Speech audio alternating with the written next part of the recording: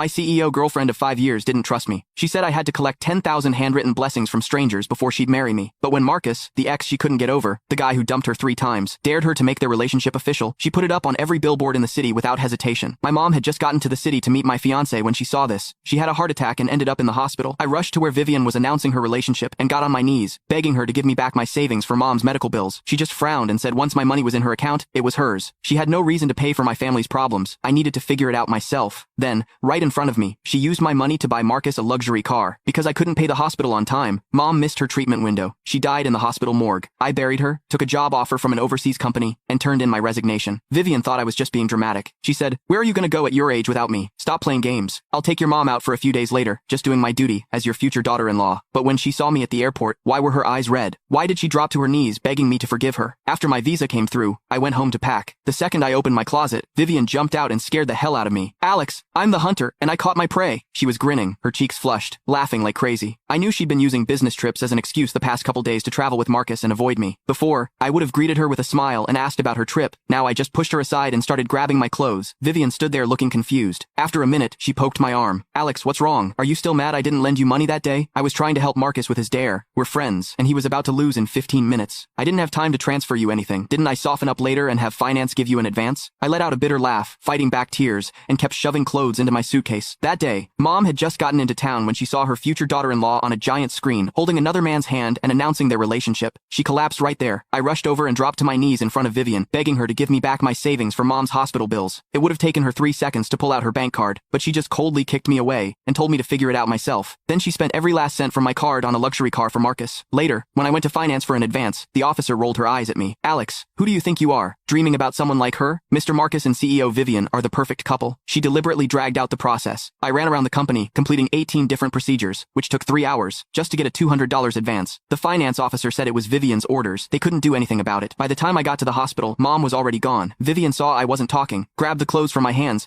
and threw them on the bed. "That's what I hate about you small-town guys. You're so petty. You hand over a few $100,000, then try every trick to get it back. Honestly, I bought Marcus that sports car just to stop you from thinking you could get into my pockets." My heart felt like someone squeezed it hard. I took a deep breath. I thought if I just gave her everything I earned and opened up to her, Vivian would eventually stop being suspicious. But I never thought she'd still think I was after her money. Marcus and her had broken up and gotten back together 3 times. Each time, she won him back with luxury cars and expensive homes. So why was I suddenly the one being petty? I finished packing, grabbed my suitcase, and gave her a sarcastic smile.